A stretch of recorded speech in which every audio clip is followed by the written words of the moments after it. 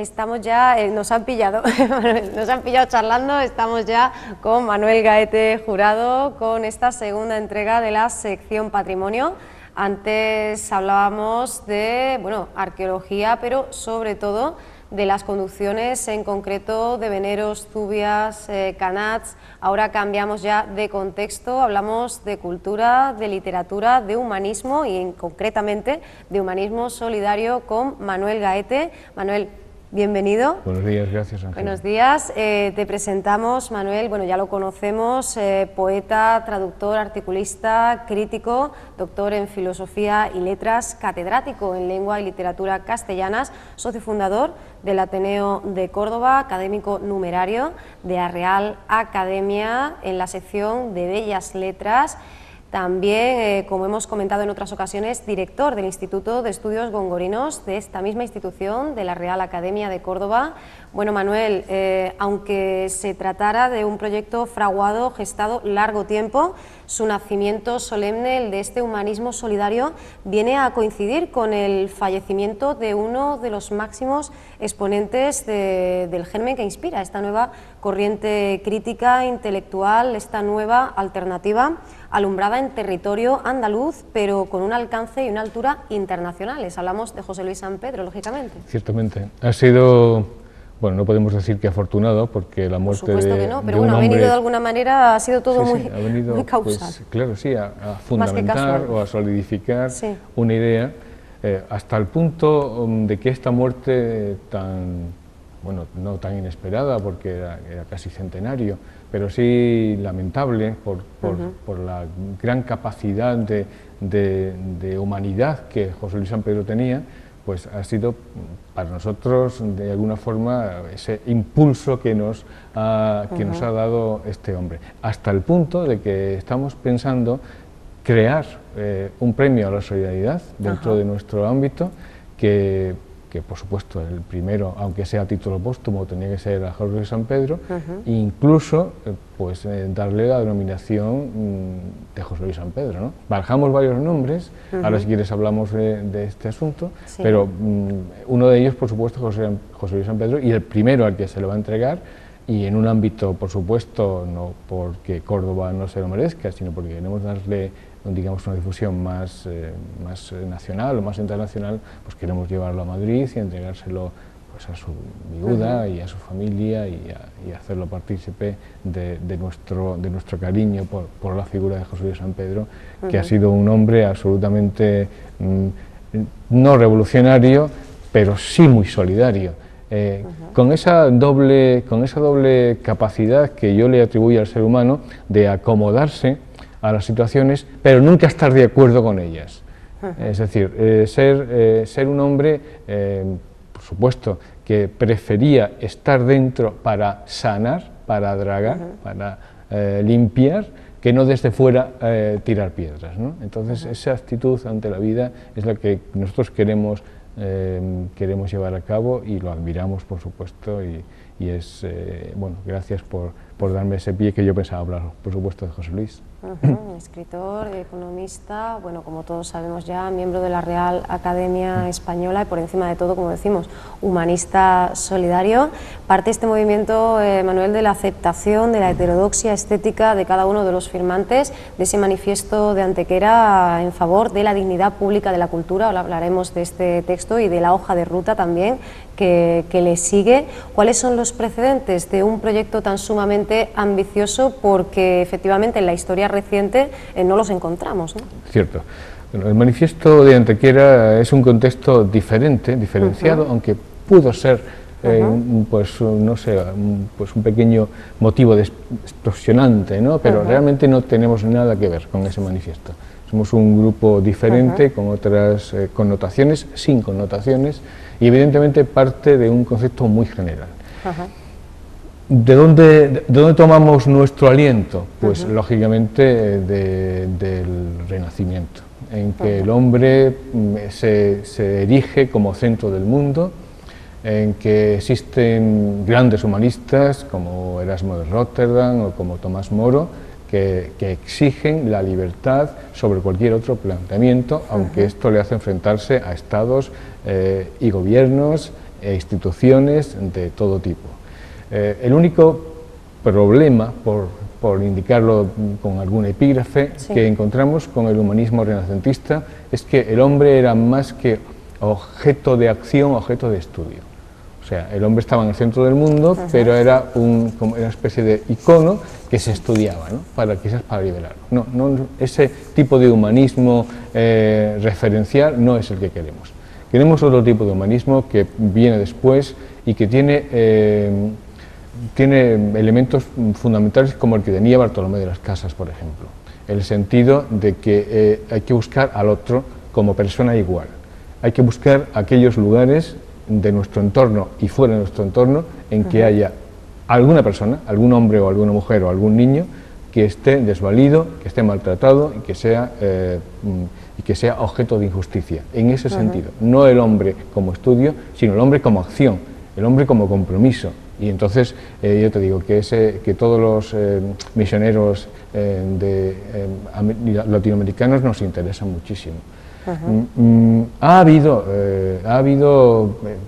así como pequeñas explosiones, ¿no?, de humanismo, y de hecho nuestra historia no muy pasada tiene nombres como conoces, como Blas de Otero o como Goytisolo o Benedetti, una serie de nombres que en su obra literaria, porque partimos de una tendencia que no es un movimiento político en absoluto, que no tiene ningún tipo de connotación revolucionaria en el sentido político, sino que es puramente creativo, puramente más que formal, porque lo formal a lo mejor se aplica solamente a condiciones estéticas, y nosotros queremos incidir directamente en el tema ético. Queremos que haya una relación fundamental entre ética y estética. Y todos estos autores nos interesan, como nos interesa, pues no sé, un Miguel Hernández o un César Vallejo, autores de esa caracterología, ¿no?, de esa semblanza humana, en defensa siempre de los valores del hombre. Había algo muy interesante que parte de Erasmo de Róterdam, por cierto, que es el amor por la tradición. Él decía claramente que evidentemente el progreso no era posible sin la tradición, como tampoco la tradición es posible si no hay progreso, porque va evolucionando. Pero en este sentido vamos a abogar porque se recupere el valor de la tradición. Es imposible partir de la nada. Tenemos, y se ha dicho mucho, y las nuevas generaciones, que ya no son tan nuevas, han dicho, no queremos a los padres, los olvidamos y vamos a iniciar una nueva forma de hacer cultura y literatura. Eso es imposible, porque estamos perdiendo todos aquellos valores que nos han ido transmitiendo a lo largo de los siglos. Y esto es lógico, nuestra herencia es la existencia de los demás, y partimos de todo aquello que los demás nos han dado y nos han transmitido, y de esto no podemos librarnos ni debemos, lógicamente. Has mencionado pues algunas figuras importantes en esta estela a la que te referías. Podríamos añadir pues, José Hierro, por ejemplo, por supuesto, Rodríguez, Pablo Neruda, Claudio Rodríguez, efectivamente. Bueno, la figura ahí está, ¿no? Cuando hemos hablado de Latinoamérica, Bartolomé de las Casas. Podríamos seguir una lista bastante larga. Antes has mencionado a Antonio Machado.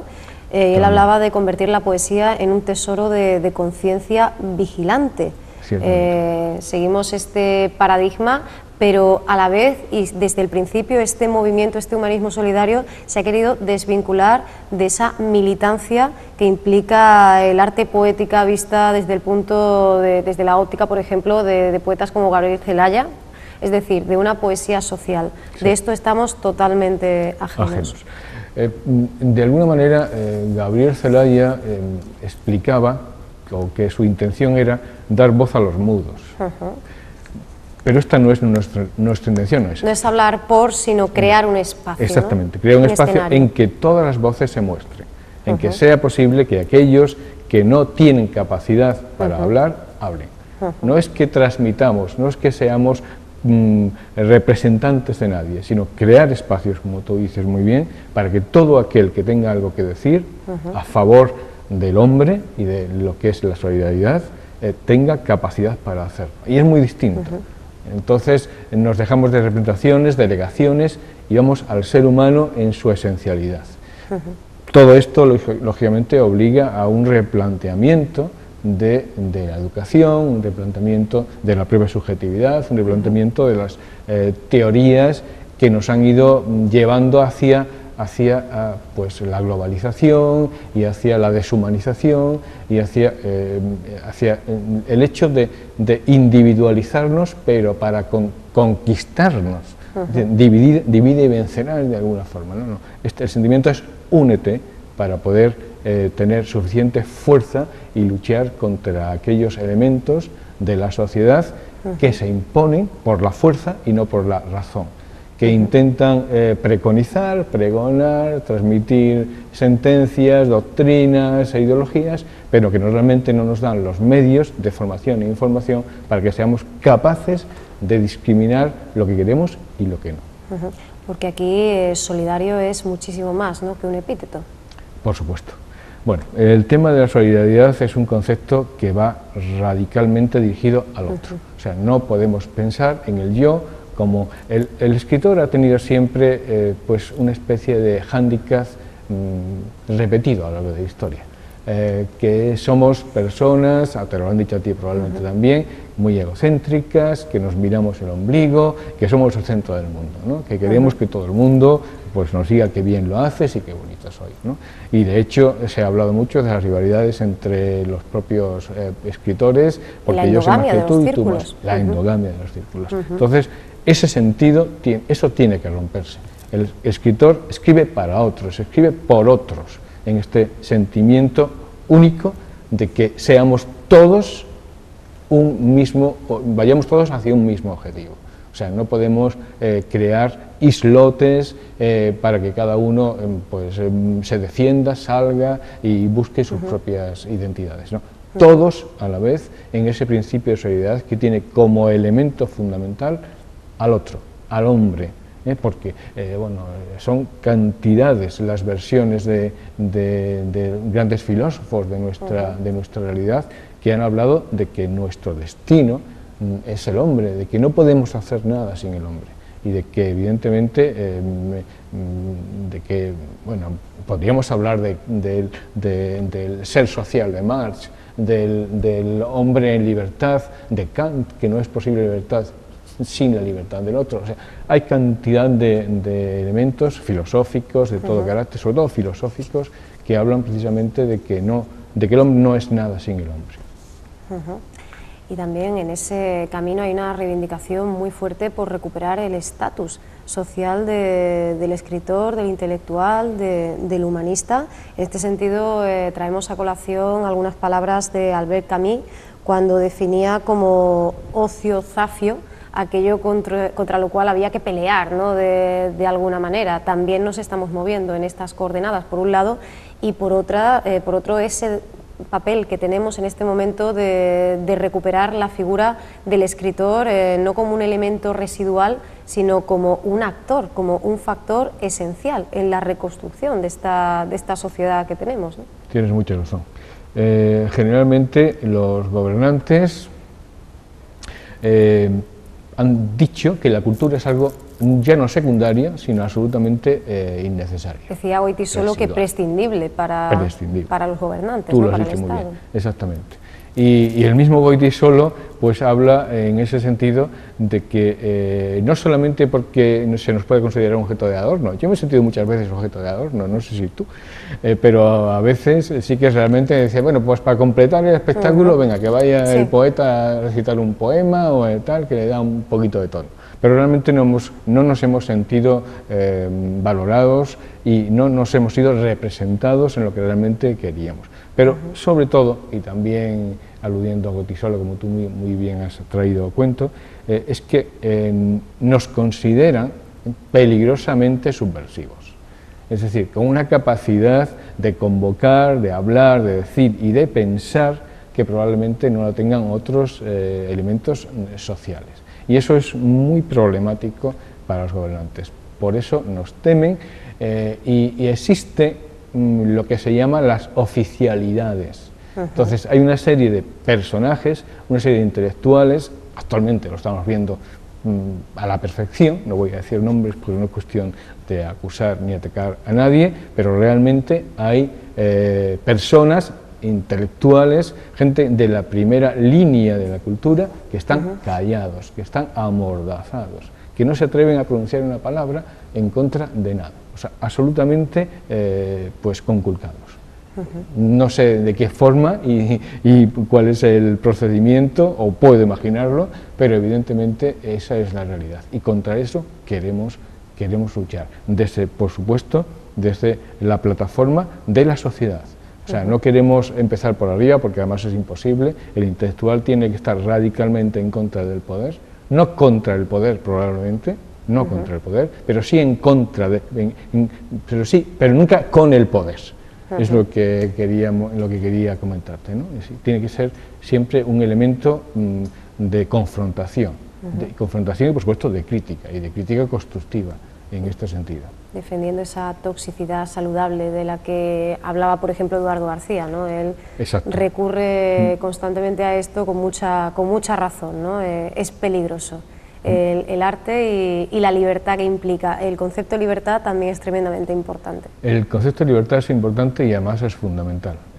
La libertad del escritor es algo que no se puede eludir. Y desde todas las pragmáticas y las ideologías se tiende a que el hombre no puede expresar su libertad.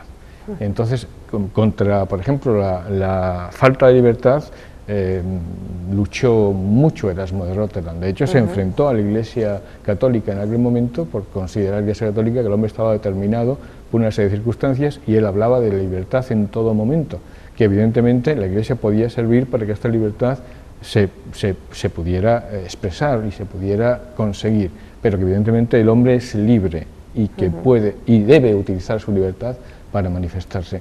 Lo que no se puede de ninguna manera es determinar destinos, orientar a la gente por determinadas conductas, basándose, pues no sé, en pagos de todo tipo, ¿no?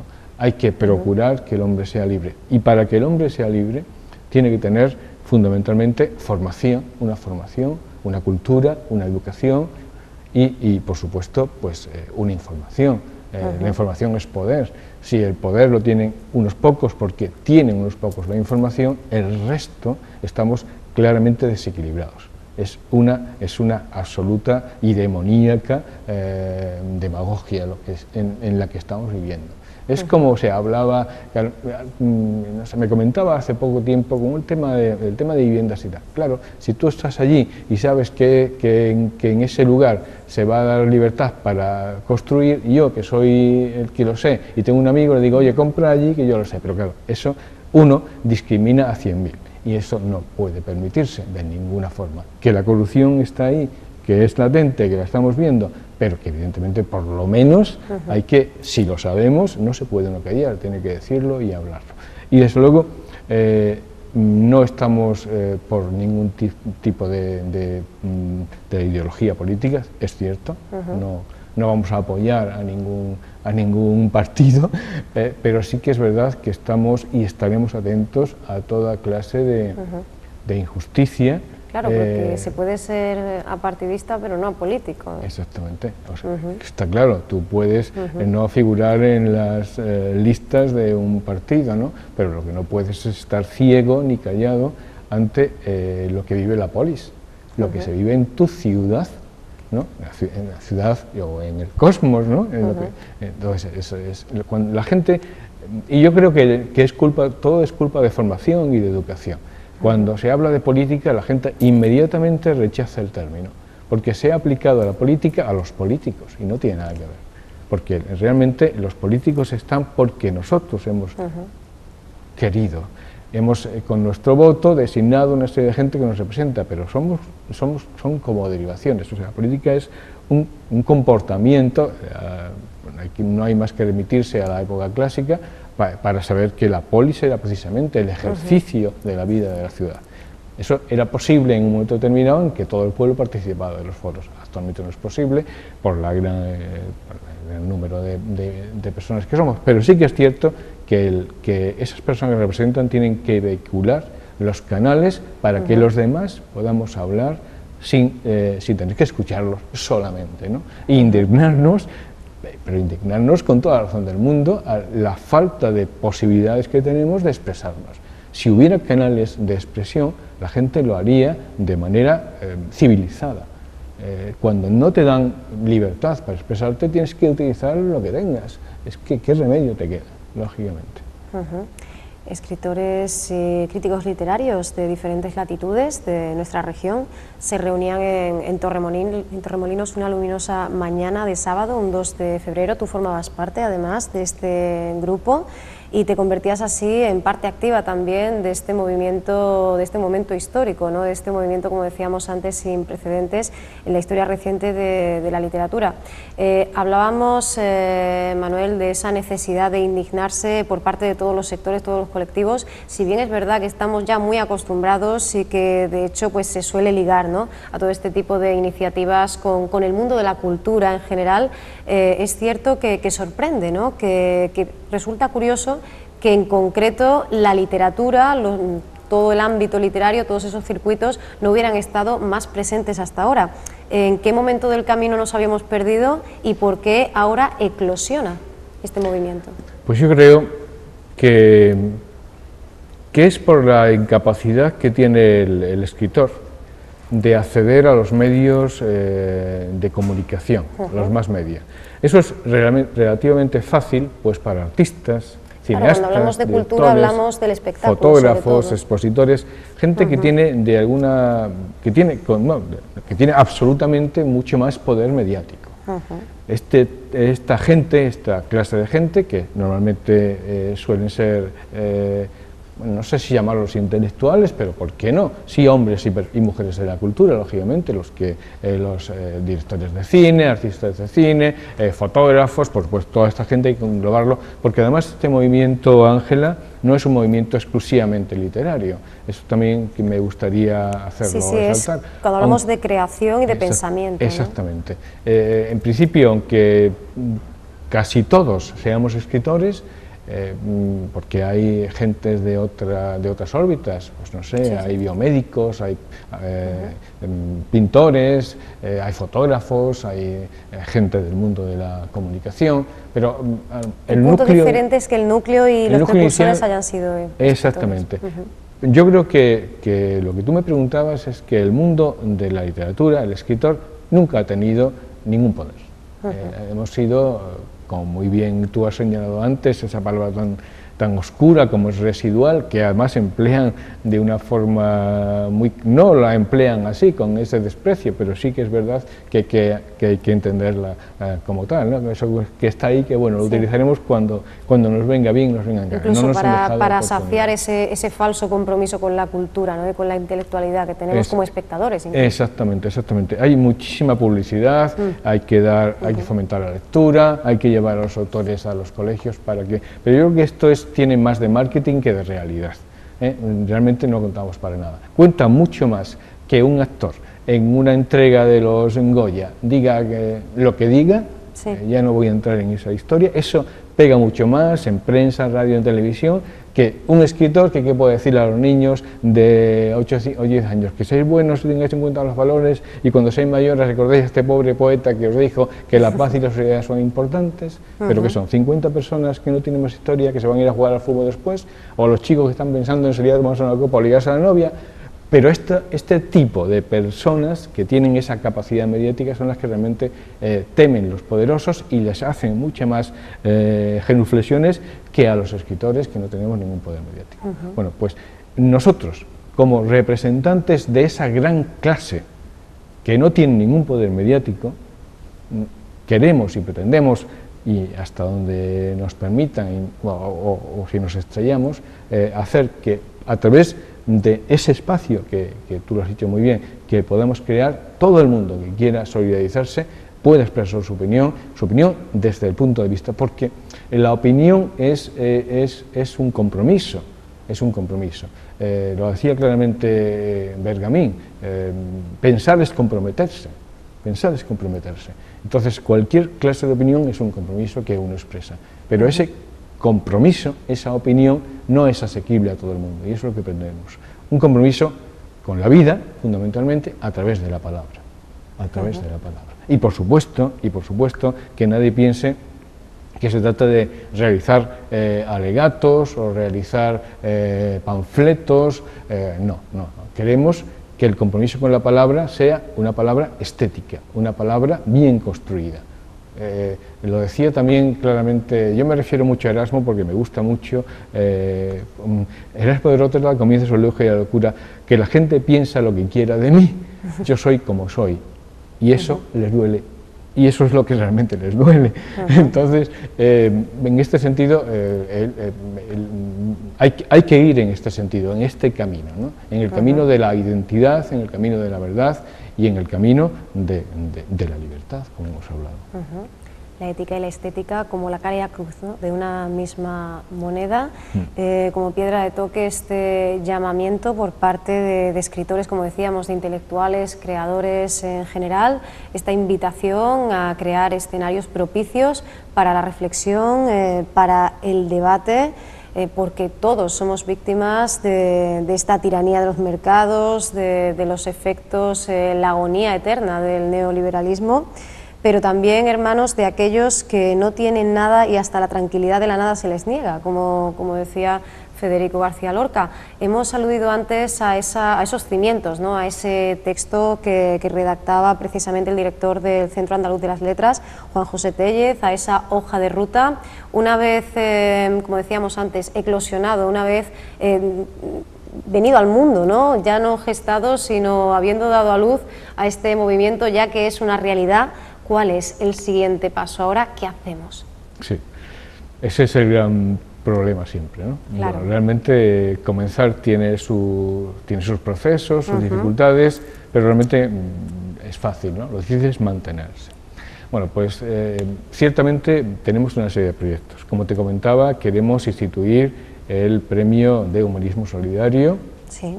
Eso es algo que tenemos como referente, pues a lo mejor será el año que viene o ya veremos cómo lo vamos haciendo, pero queremos lanzar, tenemos que partir de algo lógicamente, queremos lanzar en principio 2 antologías. Una primera antología de poetas que se hayan inclinado claramente en su poesía por la justicia social, por la reivindicación del ser humano. Y por otra parte, una serie de narradores que en este sentido también hayan querido verter su obra. La primera será la de poesía y el año que viene, en 2014, será la de narrativa. Estamos en ello, estamos trabajando, tenemos a profesores de la universidad, pues está Remedios Sánchez de la Universidad de Granada y tenemos un profesor de la Universidad de Chicago y una profesora de la Universidad de Bérgamo, en Italia, que están confeccionando pues, esta gran antología, ¿no? Están todavía los nombres debatiéndose, pero eso es cosa de ellos fundamentalmente y vamos a ver hacia dónde caminamos. También queremos organizar congresos, si es posible a través de lo que se supone que es el alma mater de la cultura, que es la universidad, y vamos a comenzar con una especie de congreso o de jornadas con créditos universitarios para que tengamos básicamente buscamos a personas que pueden en un momento determinado transmitir aquello que estamos comunicando, ¿no? Y lógicamente pues la gente de la universidad tiene ese ámbito de acción que presuponemos y que después no se quedarán estancados, sino que querrán transmitirlo. Entonces la primera va a ser en septiembre en la Universidad de Huelva y vamos a organizar un gran primer encuentro sobre humanismo solidario donde van a participar fundamentalmente escritores, pero como ya te comento no está vetado a otros aspectos del arte, ¿no? Porque hablamos de creación en general, hablamos de creadores, no hablamos de escritores, aunque como tú bien dices sea la semilla la del escritor, ¿no? Entonces también queremos hacer esto que estamos hablando. Pretendemos, en principio queremos hacerlo por Andalucía, a través del Centro Andaluz de las Letras, porque Juan José está muy receptivo a todo esto, ciertamente, nos ha tratado con mucho cariño.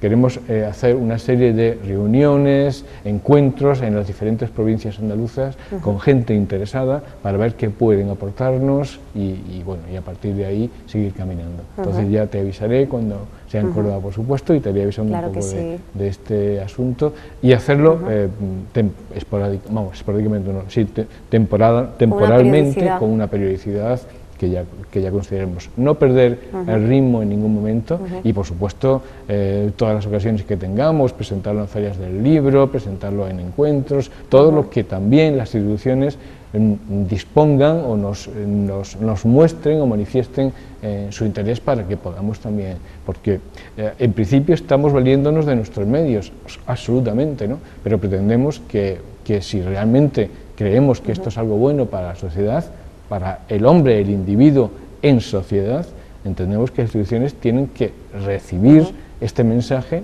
y ayudarnos en la medida de sus posibilidades. Sabemos que es una situación mala, pero precisamente porque la situación es mala, queremos decir, no vamos a estar callados, no vamos a permanecer inertes, sino que en este momento difícil, aquí hay gente que quiere seguir adelante y quiere seguir luchando por aquello que es elemental. Yo entiendo, y todos entendemos, que el problema fundamental es mucho más grave, que hay problemas de desahucios, que hay problemas de extrema necesidad, e incluso pobreza, incluso hambre, pero que evidentemente una cosa nunca quita a la otra y que hay que proteger tanto el cuerpo, fundamental, si no existe el alma, pero que también hay que darle sentido a todas esas potencialidades del espíritu que tenemos que cultivar, porque además son la raíz y la esencia del mañana, de lo que viene después. Evidentemente un niño tienes que darle de comer, pero si te limitas a darle de comer, pensará que en la vida solamente tiene que comer, y eso es bastante pobre. Manuel, teniendo en cuenta por un lado lo inaudito de este encuentro y cómo se ha hecho, cómo se ha solidificado y cómo ha ido cogiendo forma, y por otro lado esa asimilación ya tan en la conciencia casi colectiva de la sociedad de hoy, de la literatura, la poesía, con un mundo elitista, alejado, te pregunto, ¿cuáles han sido los grandes escollos, los grandes obstáculos que se ha encontrado este grupo de escritores, de intelectuales en este camino, que como decimos, bastante largo, en esta carrera de fondo, pero que está llegando a un cauce ahora mismo? En principio, los grandes escollos es que no hay la receptividad que esperábamos. Ciertamente pero puede estar muy relacionado con estos factores, ¿no? Que está relacionado con todo esto que estás hablando, ¿no? Que en principio ese, no sé si desprecio, pero sí, pues no sé, cierto apatía, prejuicio, ¿no? Sí, prejuicios, apatías, por los creadores en general, ¿no? Que son como mitos. A mí las mitificaciones nunca me han gustado, siempre he estado por desmitificar siempre que he podido, ¿no? Pero son mitos irreales, buscan, la gente cree que el creador es un ser ajeno a este mundo y es absolutamente todo lo contrario. Por tanto, ese es el gran hándicap que encontramos, que no hemos sido recibidos con esa ilusión que nosotros estamos trabajando, ¿no? Que sí que es verdad que hay un montón de adhesiones, ya estamos casi en 200 adhesiones, pero que pensábamos que íbamos a llegar a, yo qué sé, a 1000, a 2000, a 10.000, a 100.000, ¿no? Que iba a ser algo muy general, porque realmente estamos luchando por el ser humano, estamos luchando por la cultura y por la educación de la sensibilidad y por el neorromanticismo, por los valores del ser humano, por todo aquello que hable de amor, de paz, de fraternidad, de igualdad, de justicia. Es que si esto no se defiende, ¿en qué país vivimos? Como dijo alguien, ¿no? Evidentemente, cuando tú estás luchando todos los días y empleando tu tiempo y tu esfuerzo por decir que esto está mal, que esto hay que cambiarlo, que tenemos que llegar a otros horizontes, que hay que extirpar todo aquello que esté podrido, y te das cuenta que la gente te oye y pasa y sigue caminando, es como el que se encuentra en la calle uno tendido y no le hace caso y deja que se muera. pues igual, ¿no? Que a lo mejor somos nosotros los primeros que los dejamos morirse, pero que por lo menos reaccionamos y queremos seguir adelante. Entonces encontramos, no hemos llegado todavía a las instituciones, no sabemos qué receptividad tendrán las instituciones, que lo intentaríamos, por supuesto. Pero es que la gente de la calle, no se pone a respirar de lo que es realmente su propia vida. Es que no estamos hablando del presente, que ya es malo, estamos hablando del futuro. Es que nos morimos si no despertamos. Y entonces esto hay que tocarlo. Y no es cosa nuestra, nosotros no somos nadie. Lo que pretendemos es que sea algo pues universal. Estamos llamando por ejemplo, a América, y los americanos son mucho más receptivos que nosotros. Allí enseguida quieren que vayamos, quieren que nos van a montar plazas enteras de gente escuchándonos, y me lo creo, ¿no?